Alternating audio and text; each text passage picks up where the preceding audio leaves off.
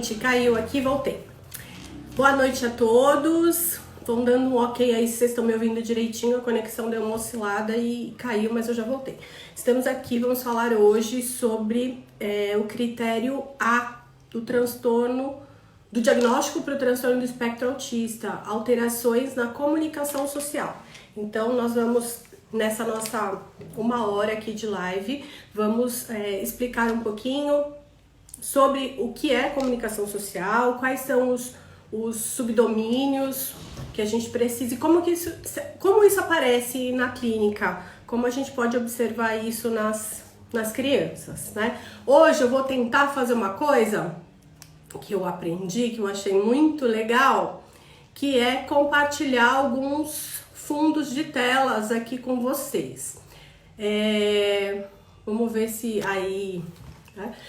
Então, esse é o nosso tema, diagnóstico de transtorno do espectro autista, comunicação social, o critério A do DSM-5. A gente vai ter que dar uma passeada rapidinho no DSM-4 e no CID-10 para chegarmos aí ao DSM-5. A gente não vai falar sobre o termo transtorno do espectro autista, mas além do termo espectro autista que veio no DSM-5, nós temos também outras mudanças aí, né? Era uma tríade de sinais e sintomas e passou a ser uma díade.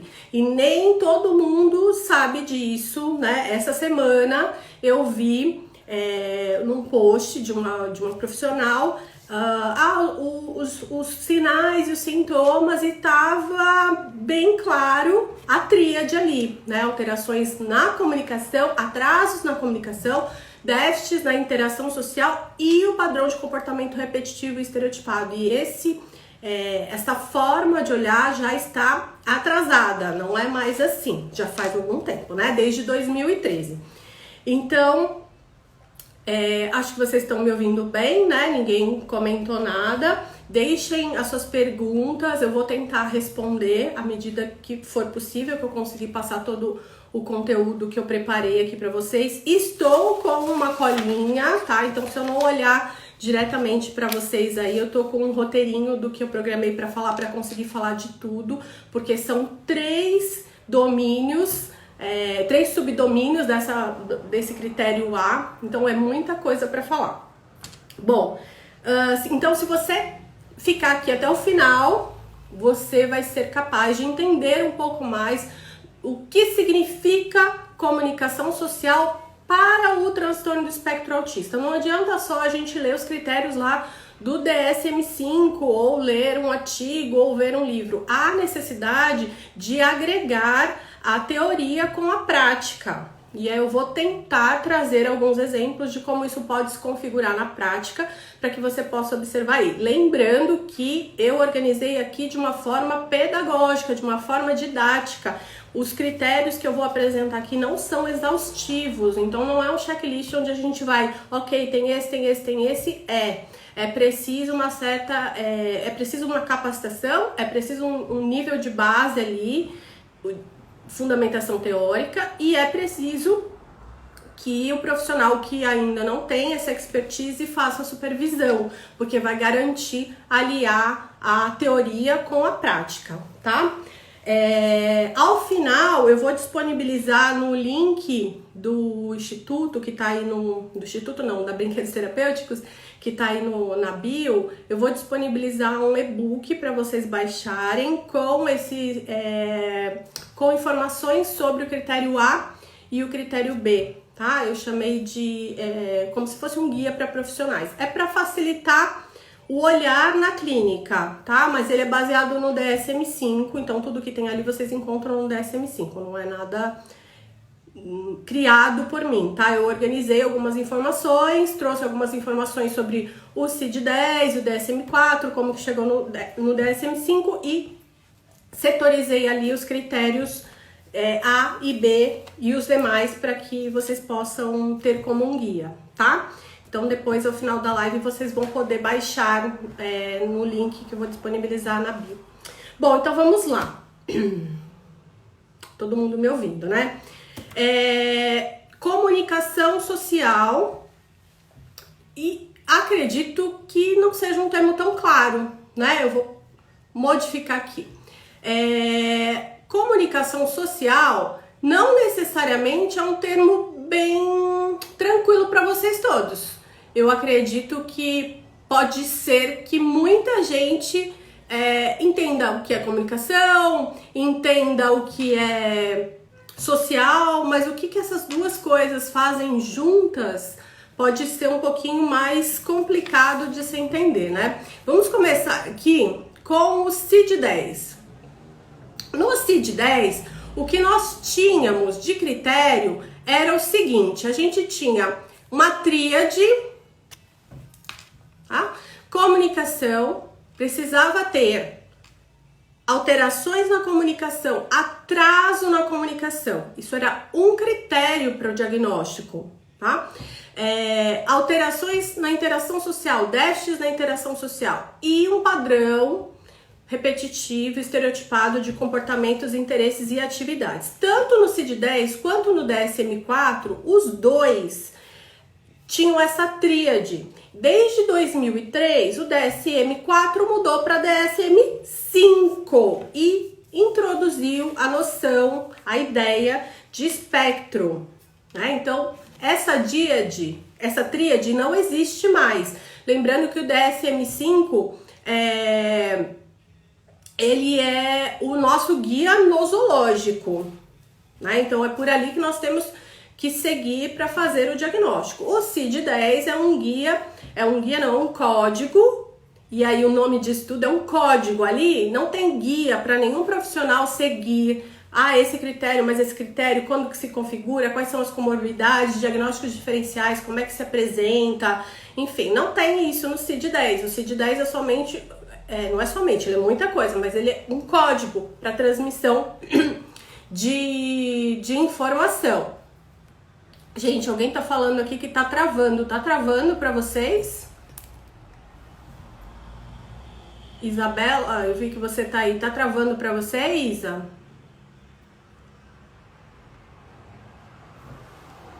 Alguém me responde, por favor?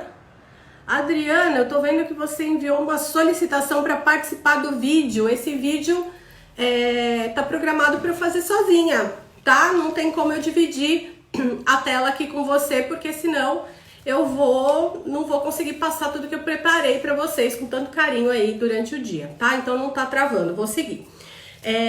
Então o CID-10 ele é um código que serve para transmitir informações sobre um diagnóstico, né? Então a gente diz o que é através de um pequeno código. Isso serve para questões de convênio, de sistema de legislação, uma série de coisas.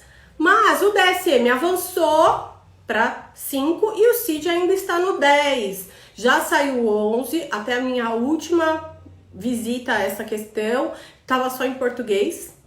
Estava só em inglês, não estava em português ainda. Quando sair em português, a ideia é que estejam equiparados os termos, mas por enquanto não estão equiparados. No CID-10 nós temos essas informações. No CID-10 nós temos o transtorno global do desenvolvimento, F84. Então, é esse CID que as crianças recebem quando recebem o diagnóstico, F84. Aí o pai vai pesquisar lá, vê transtorno global do desenvolvimento. Não era autismo? Não era transtorno do espectro autista?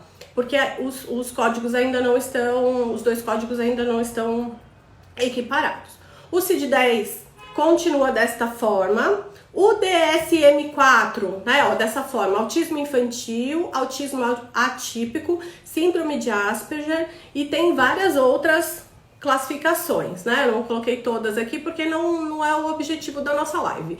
No DSM-4, nós temos transtorno autista, transtorno de Rett, transtorno de Asperger e outros critérios. O que nós precisamos verificar é o seguinte, esses do DSM-4, eles foram reagrupados agora com uma díade de sintomas, não mais aquela tríade, não mais essa tríade, tá? Uma díade de sintomas que eu vou apresentar para vocês. Então não mudou só o critério não mudou só a nomenclatura, tá? Mudou a forma como nós vamos fazer o diagnóstico. Então, nós precisamos agregar comunicação social e interação. Essa é a principal mudança. O atraso de linguagem, que era uma forte evidência, era um critério para o diagnóstico no DSM-4, deixou de ser um critério. A criança precisa ter 2 critérios essenciais. Um deles é universal e principal: alterações, testes na comunicação social. O segundo critério, o critério B, um padrão de comportamento repetitivo, estereotipado, enfim, de interesses e atividades. A comunicação social tem vários domínios e a criança precisa estar com déficit em todos eles. Tem 3 domínios. Os 3 precisam estar com prejuízos marcados para que a gente diga que esse critério está alterado, né? Então, 2 critérios, critério A e critério B, e eles se subdividem. É muito denso, tá? Então, a comunicação social, deixa eu procurar aqui o próximo slide. A comunicação social, ela juntou interação social com comunicação. Ao invés de termos esse triângulo, essa tríade de sintomas, houve a unificação da comunicação com a interação social. À medida que tiramos a ideia, tiramos assim, quem estudou, né, gente? Porque são pesquisadores, enfim, que constroem aí o DSM-5, à medida que eles decidiram, com base em pesquisas, em evidências clínicas, enfim, uma série de coisas, que o atraso na comunicação, o atraso de linguagem, não era característico do transtorno do espectro autista. Poderia acontecer, poderia não acontecer. Então, eles fundiram esses dois critérios, comunicação e interação, e chamaram de comunicação social, ou seja, comunicação para fins de interação social.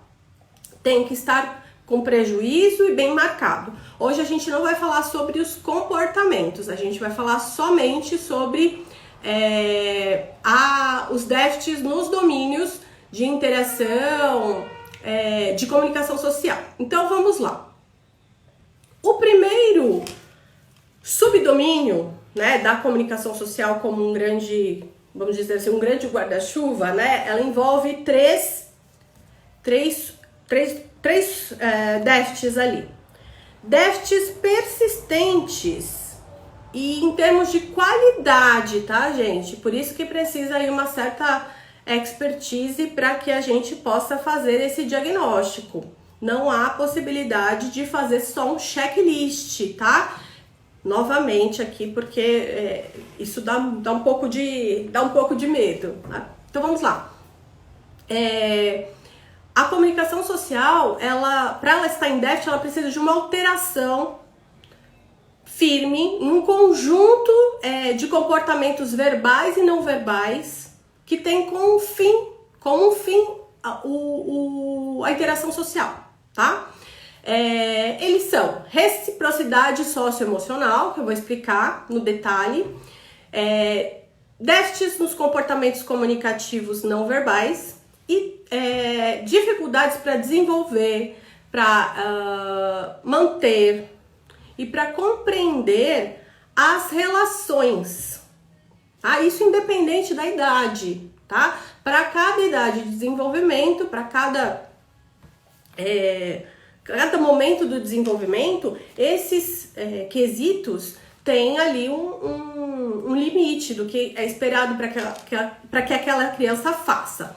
E com base nisso é que nós vamos avaliar. Uma coisa que eu falo no curso online do transtorno do espectro autista, do diagnóstico, vocês precisam conhecer muito bem o desenvolvimento típico para conseguir avaliar o desenvolvimento atípico, né? Porque como vocês vão saber, não é só o checklist, né? A gente precisa saber o que é esperado para uma criança de 9 meses, o que é esperado para uma criança de 1 ano, o que é esperado para uma criança de 1 ano e 2 meses, 1 ano e 6 meses. Então, isso é muito importante. Esse déficit que está aí na telinha de vocês, déficit na reciprocidade socioemocional, ele refere-se à capacidade que o ser humano tem, né, que a criança tem, enfim, a criança que veio para avaliação, de se envolver e compartilhar ideias, sentimentos, interesses, tá? Então essa é a ideia desse subdomínio aí da comunicação social. A criança precisa estar com um déficit marcado na reciprocidade socioemocional. E aí tem vários quesitos, como está lá no e-book, que eu vou deixar para vocês no link ao final da live, como está no DSM, vocês também veem aí nos livros, né? Como a gente vai perceber isso? Então tem vários critérios lá. Deixa eu pegar aqui os critérios do jeitinho que está escrito lá no DSM. Ausência de sorriso social, baixa frequência à resposta quando chamado pelo nome, aproximação social inadequada, incapacidade de manter um diálogo coerente, iniciar uma conversa, partilha reduzida de interesses e afetos, dificuldade ou incapacidade de interações sociais. Ok, aí eu vou avaliar isso, vou fazer um monte de X, como que isso se configura no dia a dia? Bom, vamos pensar como que nós intuitivamente, socialmente, compartilhamos nossas ideias, nossos afetos e nossos interesses, né? Então, partir do típico é bem interessante para você conseguir entender o que você precisa avaliar de alterado, né? Então, a gente sorri para as pessoas, a gente faz contato visual, a gente triangula olhar, a gente olha para a pessoa, a gente olha para o nosso parceiro, né? Uma criança, por exemplo, alguém entra numa sala, um adulto que ela não conhece, num ambiente que não é o dela, é natural que a criança olhe para os olhos dessa pessoa, olhe de novo para a mãe, fique controlando essa pessoa com o olho assim meio desconfiado, então ela fica atenta à cena social, né? Às vezes dá lá um sorrisinho e a criança responde, às vezes meio tímida, às vezes não, mas há essa resposta. A gente conversa, a gente compartilha. Quem aqui no elevador não fala aquele bom dia, nossa, bom dia, calor, tá frio, e o Covid, isso e aquilo, nossa, você viu isso? A gente faz uma fala com função social meramente, onde a gente vai chegar com uma conversa, né, com um vizinho que você não tem lá muita intimidade, já, bom dia, tudo bem, nossa, tá frio. E assim, essa fala com fim puramente social, ela tem a ver com estar atento ao outro, tem a ver com perceber o outro, tem a ver com não ficar um clima chato no elevador, né, de entender o ponto de vista do outro. É muito importante que vocês estudem sobre teoria da mente e a atenção compartilhada, tá? Não tem como falar do critério de comunicação social sem falar desses dois elementos aí super importantes, né? Esses dois fundamentos. Mas a gente não vai conseguir falar hoje. Eu vi que alguém estava pedindo aí para eu falar sobre teoria da mente, mas é impossível falar hoje. A gente pode pensar em fazer isso para o outro dia. Eu não estou enxergando direito porque o fundo da tela tá branco, então eu não vi o nome da pessoa que perguntou, mas eu consegui ler a pergunta. Então, isso tudo que a gente faz normalmente, a gente vai avaliar se a criança vai fazer, né? Se ela vai dar sorriso social, se ela responde ao nome, ou seja, se ela está atenta à voz humana, se ela está... Tem crianças às vezes que viram porque o interfone tocou, a porta bateu, mas se você chamar, ela não olha, ela não está tão atenta, tão reativa à voz humana. A aproximação social inadequada. Muitos profissionais entendem que a aproximação social inadequada, pensando em autismo, é somente aquela criança que te ignora, né? Falando ignorando aqui no sentido metafórico, né? Porque não é isso. Mas é aquela criança que tá com o olhar aqui embaixo, né? Na reta do tamanho dela e por ali vai, que ela não observa o ambiente, ela não te vê, né? Mas não é só essa criança que às vezes entra aí para um ambiente, tá lá cheio de adultos e ela não faz uma leitura do ambiente. Deixa eu ver onde que eu tô me metendo, deixa eu ver se tem perigos aqui, quem são essas pessoas, não triangula o olhar, enfim. A gente tá falando aqui neste quesito também de uma invasão, tá? A gente tá falando de uma aproximação social muito invasiva ou sem noção de, ok, estou num lugar que eu não conheço ninguém, né? E se de repente a criança tem um interesse aí super alto em celular, por exemplo, e tem alguém com celular, eu já vi casos de uma criança com super pouca interação, que já tinha me visto, sei lá, 3 vezes e não me olhava, não vinha comigo, enfim. E aí tinha uma pessoa com o celular sentada no sofá e subiu no colo dela, né? Mas assim, não foi com a pessoa, né? Foi mediado aí por um instrumento que estava na mão da pessoa, mas foi uma aproximação social inadequada. Uma criança já grande, de 4 para 5 anos, subiu no colo, sentou, ficou perto demais, né? Então assim, a gente tem um limite, né? Esse limite, ele é invadido por crianças que fazem uma aproximação social inadequada. Deixa eu ver o que mais que eu anotei aqui. Quando a linguagem, tá? Porque às vezes pode não haver a fala, né? Comunicação através verbal, ela pode ser uma criança que conversa pouco, que não fala sobre os seus desejos, os seus interesses, né? Então não comenta, não faz comentários, não comenta o que aconteceu na escola, não faz comentários simplesmente pelo prazer social de compartilhar com o outro. Sei lá, olha mãe, essa folha, isso e aquilo, né? Qual é o sentido final de compartilhar algo com alguém? Eu não tô fazendo um pedido para alguém, eu estou só falando o que eu vi, porque eu quero que o outro veja também, eu quero ver junto com o outro, né? Então, essa conversa para compartilhar interesses, desejos, ela fica também deficitária.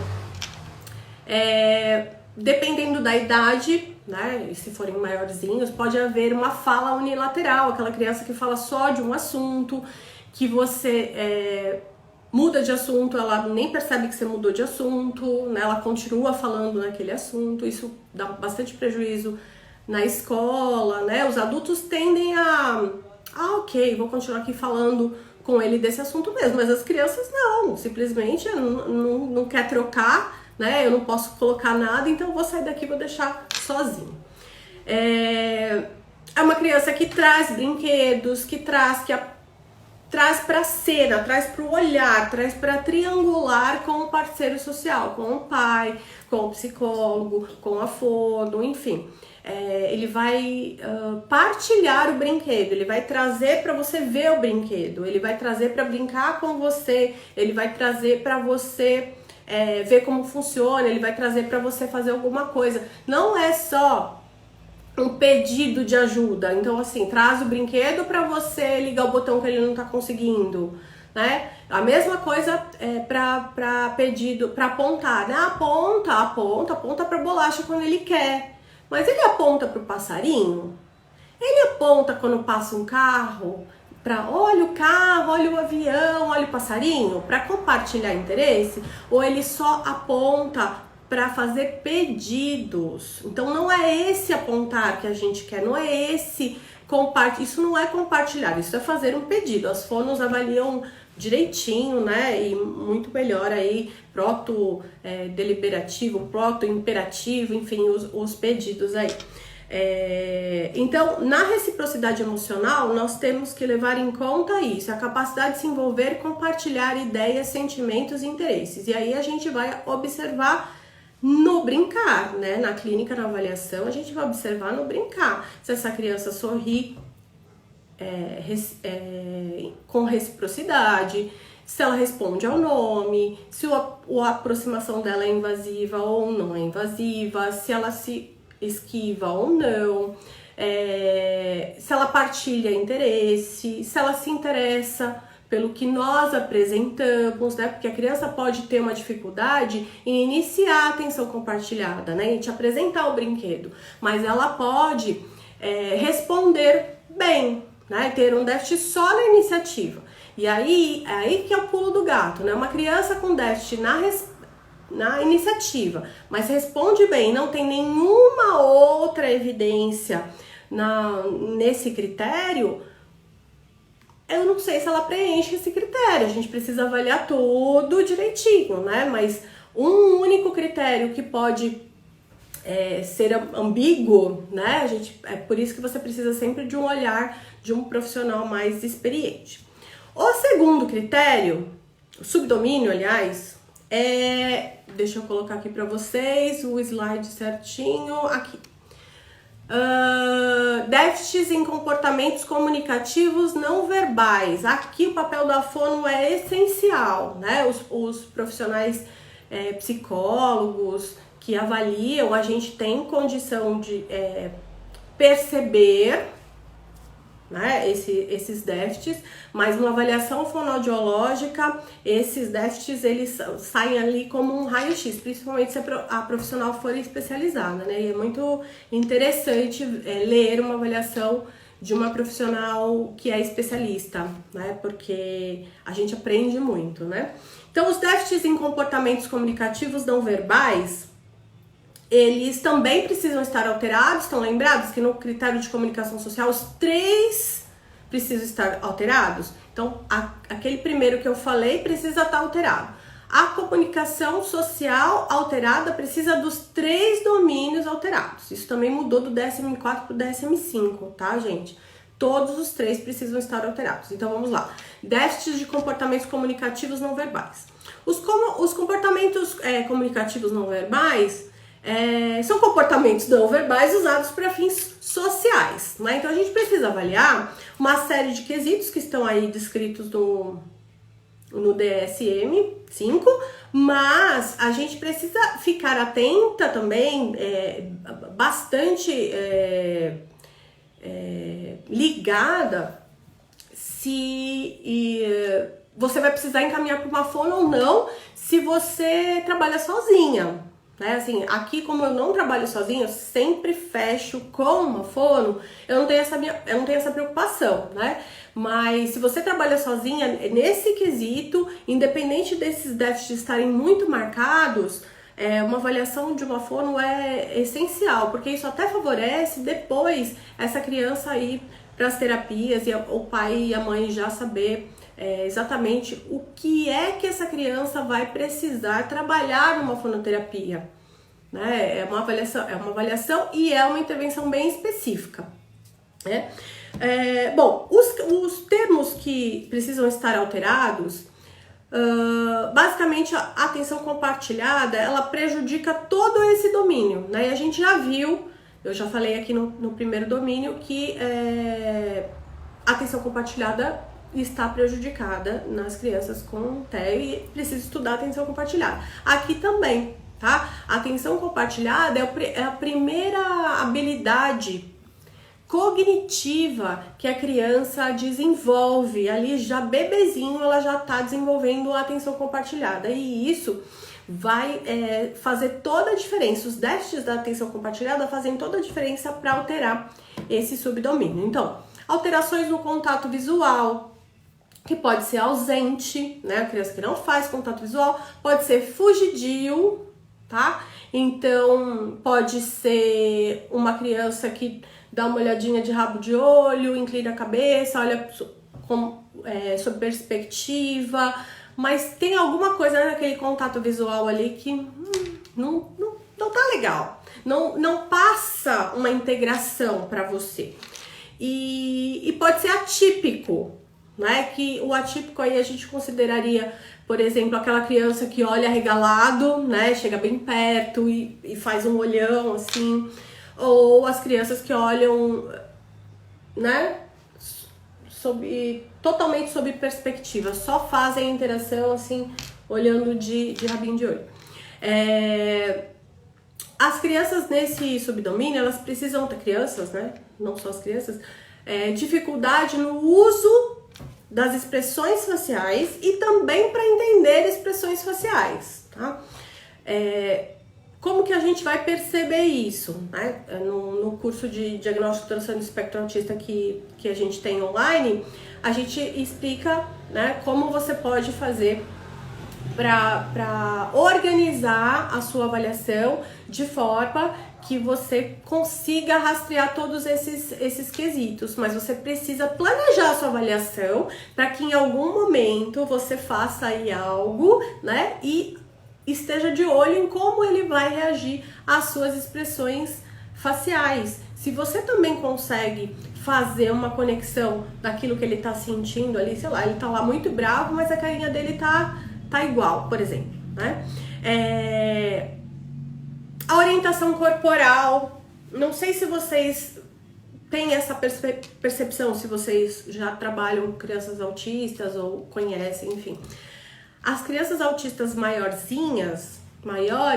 parece que há uma linguagem corporal estranha ou é exagerada. A gente vê eles caminhando, é estranho, parece que a coisa está desconectada. Tem a ver com a dificuldade de coordenar a comunicação não verbal com a fala, né? Então, assim, é aquela pessoa que parece que é dura, que é meio robotizada, né? Tem a ver com alterações nesse subdomínio. Entonação da fala, aí as fonos são as pessoas ideais para avaliar, porque a gente vai avaliar questões relacionadas à entonação, prosódia, enfim, a gente não, a equipe, né, multidisciplinar, mas assim, não é uma vez que a criança falou e alterou a prosódia, por exemplo, que a gente vai dizer então que ela tem alteração na prosódia. A gente precisa pensar em termos de intensidade e de qualidade, né? Mas basicamente a criança não aponta para compartilhar interesse, pode ser que ela aponte para fazer pedidos, e a gente tem que também sempre levar em consideração que as crianças aprendem, assim como quando elas vão para a terapia, para as intervenções, elas aprendem e começam a ter recursos para trabalhar na vida, né, delas, das vidinhas sociais. Elas também podem aprender com os pais, por exemplo, podem aprender na escola. É claro que a gente está falando de crianças que fazem menos imitação. Também é um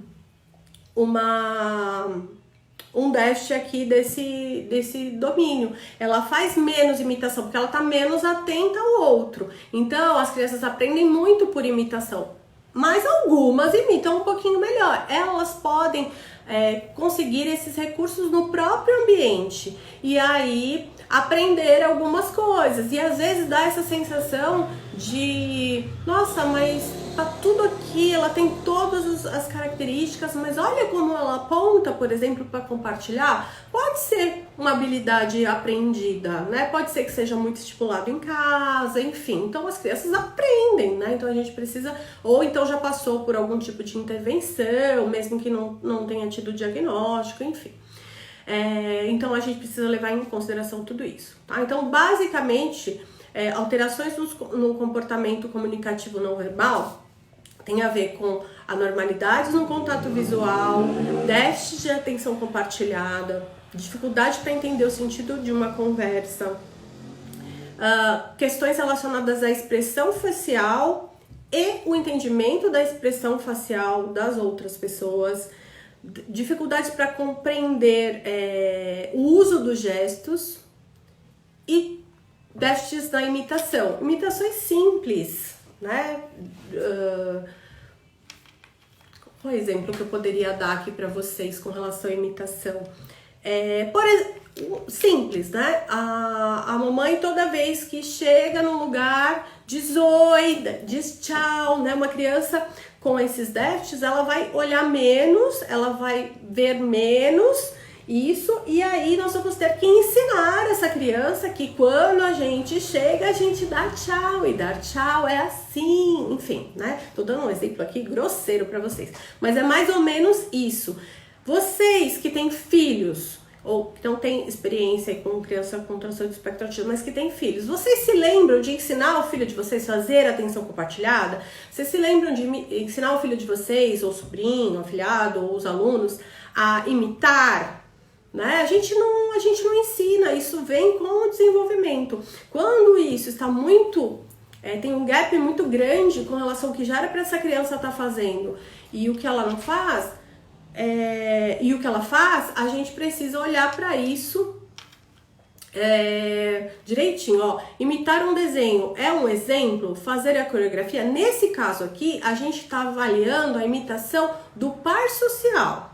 Tá? Dele olhar para o outro e imitar. Um exemplo, eu estou aqui na minha sessão com a criança avaliando e ela tá lá mexendo nos brinquedos, aí eu pego um pote e eu começo a colocar pecinhas de Lego dentro do pote. A criança tende a imitar a brincadeira do outro, que tem a ver até com o próximo quesito também, que é o próximo domínio. Ela vai imitar a minha brincadeira, ela vai brincar um pouquinho como eu. É isso que as crianças fazem. Elas ainda não partilham mentalmente um jogo simbólico, mas elas imitam.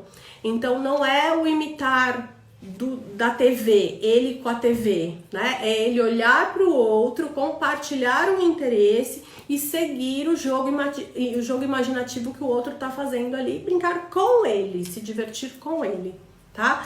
É dessa imitação que eu tô falando, tá? Mas é uma imitação, né? Ele tá vendo lá a televisão, é uma imitação. Mas tem vários tipos de imitação. Tem imitação com objetos, imitação com gestos, com fala, enfim. Né? Até quando a gente vai fazer intervenção, a gente tem que partir da imitação com objetos e ir seguindo para imitações mais complexas. O próximo... déficits no desenvolvimento, manutenção e compreensão das relações. Esse também precisa estar alterado, obviamente, e ele tem a ver com os relacionamentos mais refinados, tá? Então, não necessariamente a gente vai conseguir avaliar isso sem, por exemplo, saber como essa criança se relaciona com outras crianças, sem ver um vídeo dela, né, interagindo com outras crianças. Só o relato dos pais, às vezes não é suficiente, porque em geral, assim, não, ele super se interessa por criança. Mas como é essa aproximação? É uma aproximação invasiva? Ele imita as crianças? Ele partilha, ele olha, ele divide, ele faz atenção compartilhada, né? Então, a gente precisa muito observar essas crianças com um par, ou seja, uma criança da mesma idade.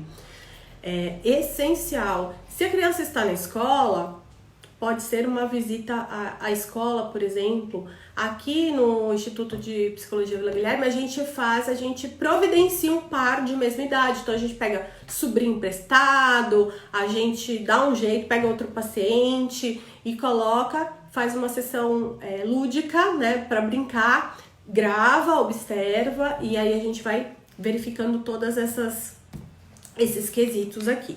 Então, os déficits de desenvolvimento, manutenção e compreensão de relações têm a ver com ajustar o seu comportamento diante de determinadas situações, leitura da cena através de pequenas pistas sociais. Isso a gente faz de forma intuitiva também. Não me lembro da minha mãe ter me ensinado, né, que quando eu chego num lugar desconhecido, eu primeiro vou ficar ali quietinha, vou tatear e depois eu posso me soltar. Isso é uma coisa que a gente vai fazendo de acordo com o nosso próprio desenvolvimento, com os próprios acontecimentos no ambiente. As crianças típicas pequenas também são agitadas, e quando elas chegam no ambiente, eu não estou dizendo que uma criança típica de 2 anos vai chegar, vai sentar e vai falar, opa, aqui é um lugar estranho, eu preciso me comportar, não é isso. Mas mesmo uma criança muito pequena, ela pode chegar num lugar meio desconfiada. Ela vai olhar para tudo. Se chegar alguém, ela vai dar uma encolhidinha na mãe, ela vai olhar para a mãe, ela vai olhar para essa pessoa, ela vai pegar pequenas pistas para ver se esse lugar é seguro, como que essa mãe reagiu a essa pessoa, como que essa pessoa reagiu a mim, ela me deu um sorriso, ela não me deu, ela tá com cara de brava, como é que tá a voz dela. Todas essas pistas vão dizer o quanto essa criança vai poder se soltar ali naquele ambiente. Então, mesmo as típicas mais agitadas, elas fazem uma leitura do ambiente. E as pistas são muito sutis, né? Se vocês forem observar que pistas sociais vocês têm para se comportar de um jeito ou de outro num determinado ambiente, no ambiente consultório médico, no mercado, no bar com os amigos, na casa da sua sogra, né? Tem pequenas pistas, além do fato da pessoa, né? Que vão dizendo e vão direcionando como o seu comportamento deve ser. Por exemplo, crianças com TDAH. Eu vi que alguém perguntou aí alguma questão com relação a TDAH, né? O diagnóstico diferencial com um transtorno do espectro autista e comórbido, né? Porque pode ser uma comorbidade, está junto muitas vezes, mas também pode ser diferencial. É muito difícil, porque essas crianças são muito agitadas, muitas vezes elas têm déficits nas habilidades sociais, então elas também às vezes não olham, mas é diferente. É um não olhar de eu te vi, mas eu não quero te olhar, né? Eu não tô afim, eu tô aqui brincando com outra coisa. É quase como uma rejeição também, guardadas as devidas proporções, né? Não tô aqui dizendo que as crianças com TDAH rejeitam, mas quando a gente olha e não quer falar, é como se fosse uma rejeição. A criança até, ela não percebe o outro ali na cena, né? O diagnóstico diferencial de TDAH é bem difícil. Interesse social. O interesse social das crianças, ele pode estar ausente, ele pode ser algo como atípico, então aquela criança pacífica, né, que vai brincar, que a criança chega em si. O ausente, assim, a criança não tem interesse por outras crianças e rejeita. Se chega uma criança perto, empurra, sai, se sente realmente incomodado com outras crianças próximas. O atípico, a criança é mais passiva, então ela fica, mas ela não interage, ela não engaja, ela não inicia, ela não partilha, mas ela fica ali. Alguém toma o brinquedo dela, ela não faz nada, né? Aí a pacífica a gente também precisa ficar de olho. E pode ser inadequada, essa criança pode ser agressiva, pode ter algum disruptivo na interação social. Nesse subdomínio ainda a gente tem as dificuldades em partilhar o jogo social, o imaginar compartilhado. A gente sabe que as crianças muito pequenas brincam sozinhas, mas elas brincam sozinhas junto com outra. Então rola ali uma coisa de um olhar pro outro, de um imitar o que o outro tá fazendo. As disputas de brinquedos têm muito a ver com isso, porque eu olho o que o outro tá fazendo e eu quero fazer o que ele tá fazendo, mas às vezes só tem uma peça, então eu vou lá e tomo dele, né? Edna, vai ficar disponível sim, tá bom? Vai ficar disponível no IGTV aqui da Brinquedos Terapêuticos, a live. Então, a gente precisa olhar esse partilha do jogo social mesmo para crianças pequenininhas. Tá? Independente da criança ainda não estar no seu desenvolvimento com a capacidade de partilhar brincadeiras simbólicas, mas ela tá ali, ela tá imitando, ela tá olhando o que o outro tá fazendo. Então a criança levantou e foi para outro lugar, ela olhou, ela viu, ela pegou um brinquedo novo, ela percebeu. É isso que a gente precisa observar. E dificuldade em fazer amigos, né? Então tudo que eu tô falando pode servir para uma criança pequena, pode servir para uma criança de 6, 7 anos, pode servir para um adolescente, pode servir para um adulto. Tem algumas coisas aqui que fugiu, que são muitas coisas. A live tá quase acabando. Lá no 2, déficits de comportamentos comunicativos não verbais, cabe aquele famoso usar como ferramenta, que é muito comum em crianças com transtorno do espectro autista. Então ela pega a mão do pai e coloca na maçaneta para ele abrir a porta, né? Pega na mão do pai para abrir a senha do celular. A diferença, tem algumas crianças que realmente não conseguem abrir a porta, não conseguem desbloquear. A diferença está no compartilhamento do prazer, né? Atenção compartilhada. Então eu pego a mão da minha mãe, mas eu olho para minha mãe, eu pego a mão dela, faço ela digitar lá o código no celular e depois eu sorrio a ela, tá? As crianças que também é um outro pulo do gato, né? Muitos transtornos de linguagem, né, específico de linguagem, são subdiagnosticados por conta de se entender que qualquer tipo de déficit de comportamento comunicativo não verbal é TEA. E assim, a gente precisa ver se a criança tenta compensar de outra forma, né? O quanto ela tenta compensar essa dificuldade de comunicação dela com outras formas de comunicação vai nos dizer que, opa, peraí, talvez não seja, porque a criança no transtorno do espectro autista, ela tem a dificuldade de compartilhar, ela não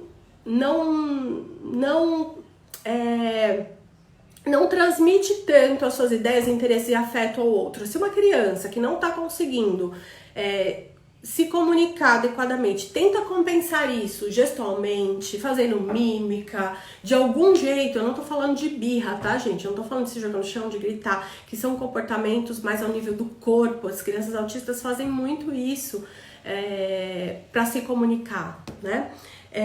A gente precisa ficar atento dessas compensações. Outra coisa, além da ferramenta, ficar atenta também nesse subdomínio 2 aqui, dos comportamentos comunicativos não verbais, que o apontar para fazer pedidos, abrir o carrinho, pegar o celular, abrir o pote da bolacha, não valem como um compartilhar, um desejo, né? Seguir o meu dedo, a malinha imaginária aqui do meu dedo, para mostrar o passarinho que tá ali atrás, em cima do poste. Tá? Compartilhar um prazer. Não pode ser mediado por objeto. Não pode ser para eu conseguir alguma coisa, tá? Lá na reciprocidade emocional, tem uma coisa que eu não falei. Os adultos que não têm deficiência intelectual, essa dificuldade de reciprocidade socioemocional, ela fica bastante característica dos adultos com transtorno do espectro autista, porque eles têm muita dificuldade de perceber as pistas mais complexas, né? A nossa vida social é muito intensa, né? Então, expressões faciais, piadas, inferências, metáforas, todo jogo que acontece com o adolescente, o jogo do namoro, né? O ciúme, tá afim de você, não tá afim de você, como é que eu percebo que... Então, assim, os adolescentes autistas, eles têm dificuldade de perceber essas pistas, tá? Então, a menina dá um pouquinho de atenção, será que ela tá apaixonada por mim? Como é que eu sei? Eles fazem listas, enfim. Então, os adultos sem deficiência intelectual, eles têm dificuldade em perceber pistas sociais mais complexas, mas eles podem aprender, né? Com a vida mesmo. E aí eles vão vivendo, vão se organizando, até que surja uma nova demanda. Surgindo uma nova demanda, em geral isso gera muito estresse, muita ansiedade, muita angústia, porque eles não sabem o que fazer. Isso é muito comum a criança que começa o tratamento bem cedinho e vai ficando assim cheia de habilidades sociais, né? Vai ficando uma maravilha socialmente. E aí chega na adolescência, parece que perde tudo. Não é que perde tudo, são novas demandas, né? As pistas são mais complexas, precisa aprender um novo mundo social. O mundo de brincar é uma coisa, o mundo de se relacionar afetivamente é outro. Eu tô vendo aqui um monte de pergunta Gente, não se esqueçam que no final da live vai estar disponível um e-book sobre essa aula lá aqui na bio do Instagram da Brinquedos Terapêuticos. É só clicar lá no link, aí tá lá e-book Critérios Diagnósticos, tá bom?